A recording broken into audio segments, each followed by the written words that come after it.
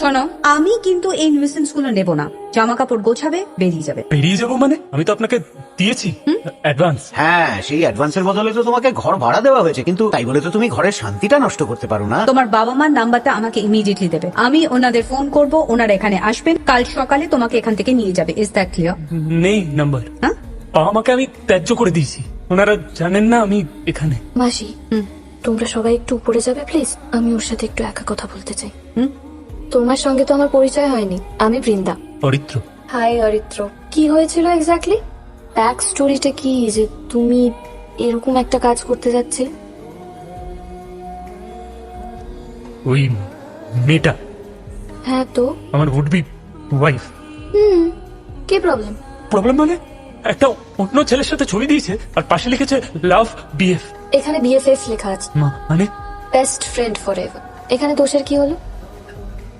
মাসিকে গিয়ে বলে দিন সুইসাইড ক্যান্সেল।